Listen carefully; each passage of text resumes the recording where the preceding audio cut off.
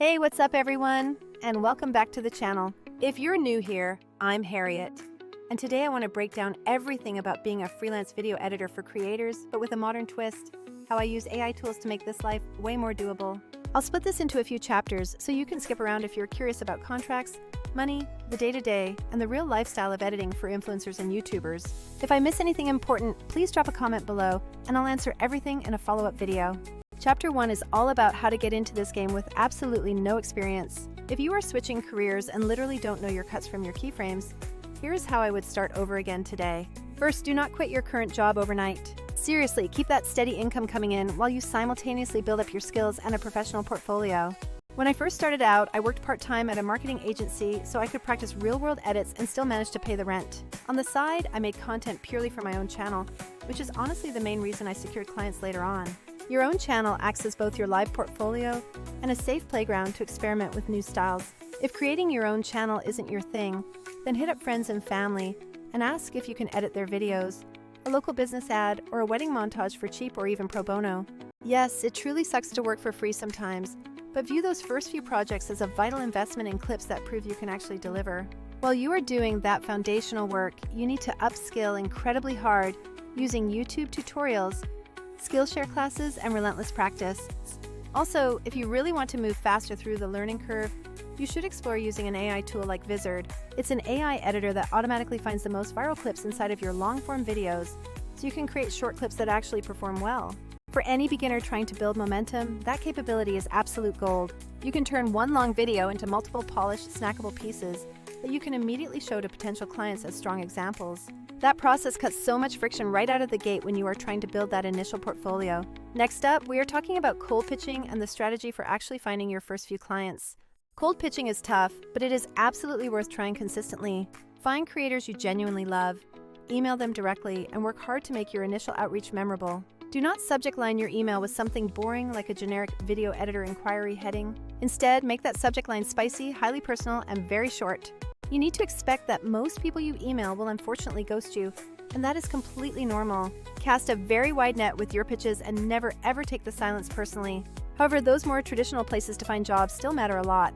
Check creator job boards, search community posts, and even scroll through Twitter.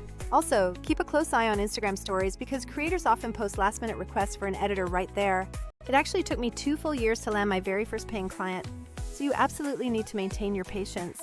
If you specifically want to target vlogging clients, do not be picky about the style you are taking on early in your career.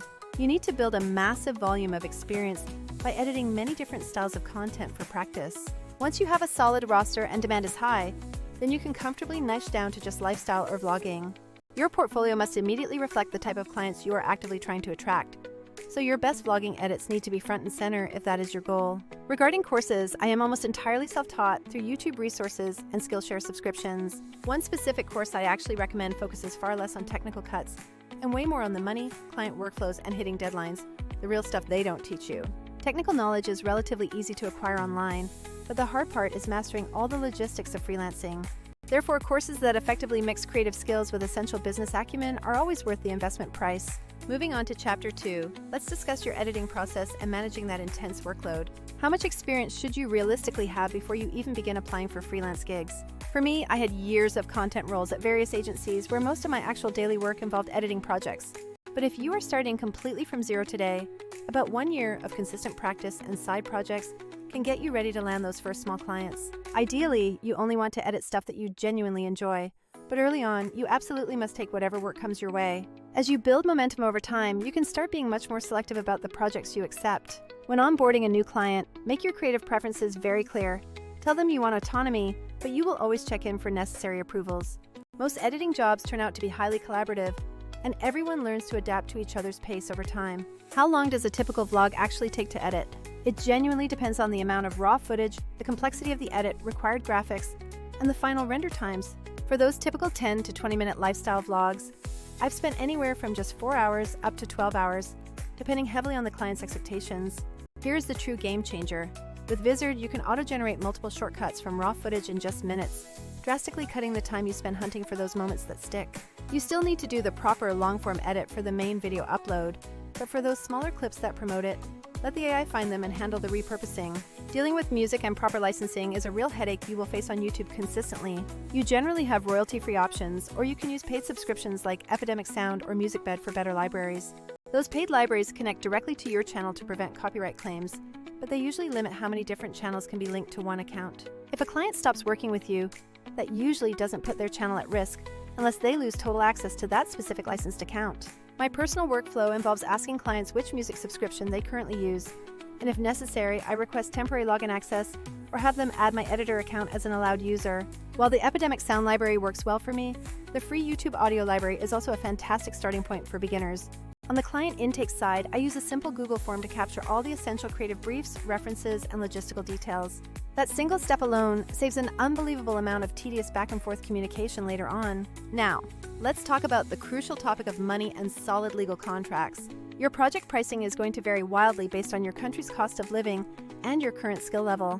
When I first went freelance, I researched local market rates and settled on an hourly rate that covered all my costs plus a solid profit margin.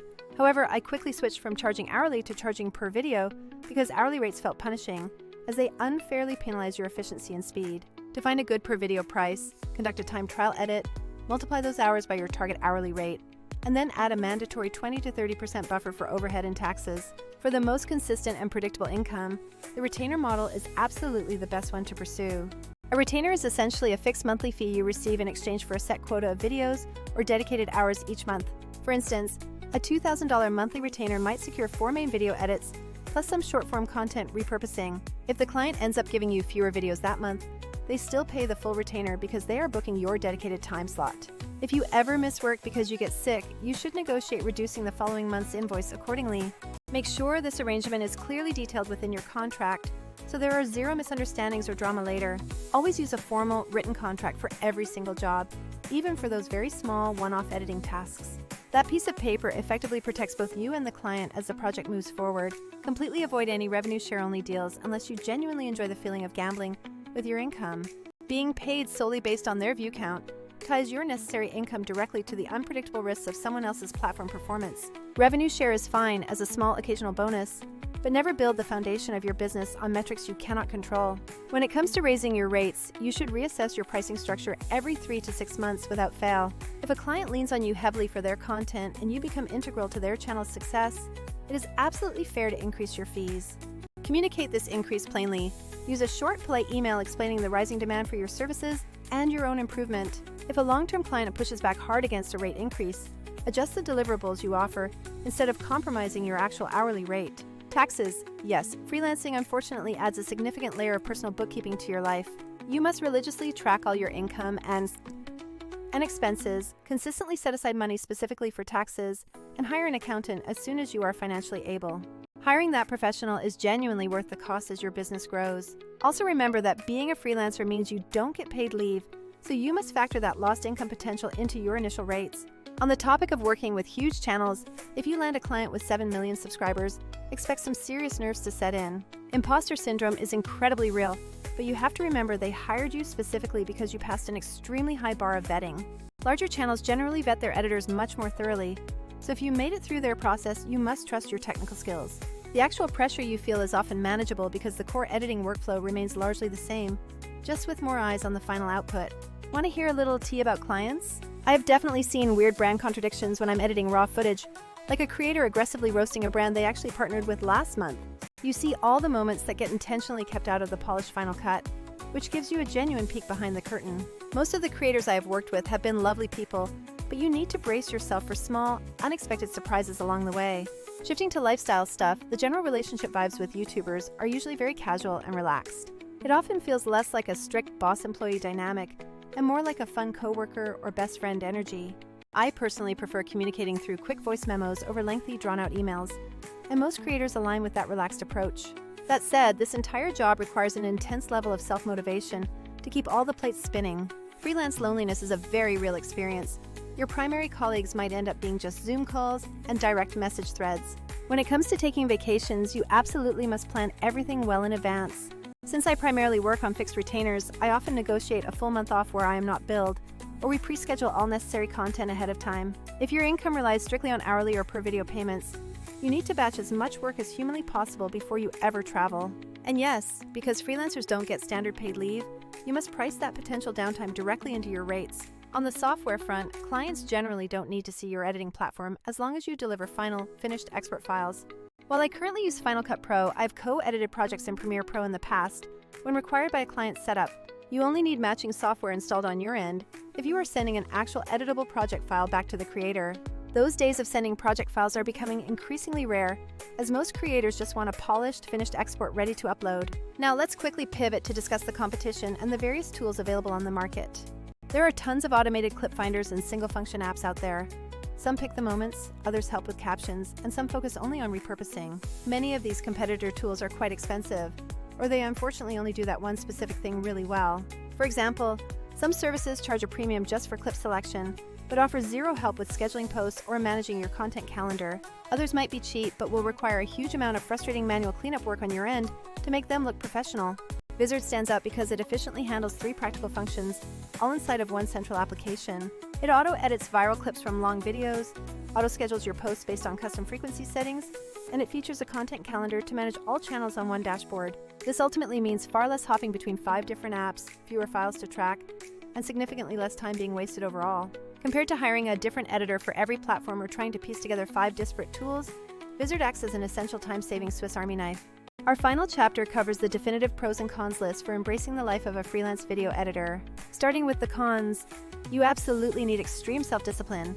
It can be costly to set up properly with good hardware, work can get repetitive, and you must be assertive when negotiating scope. The challenges of freelance loneliness and constant tax administration are also very real downsides to this career. The pros include ultimate working freedom, the potential for much higher pay than many salaried roles for fewer working days, and pure creative joy if you love editing. Your growth ceiling is practically non-existent. You could easily scale up to an agency, start your own studio, or build a highly scalable productized service. Tools like Vizard make that scaling process even more achievable because you can generate tons of extras from one shoot and schedule them consistently everywhere. If this freelance editor life sounds like your absolute dream, start slow by building that portfolio, learning from other creators, and testing out AI tools. Freelancing is undeniably not easy work, but if you persevere and commit to building smart systems, it can become an incredibly rewarding career. Alright, that covers everything from how I originally broke into the industry to pricing structures, contracts, and the daily realities. If you still have lingering questions, please leave them for me down in the comments section, and I will answer them, perhaps in a dedicated Q&A session. And if you want a fantastic recommendation for streamlining your content, repurposing and scheduling immediately, definitely try Vizard to see how fast you can turn long videos into a week's worth of shorts. Thanks so much for watching, and I will see you all next time with more practical editing tips and real talk. Bye!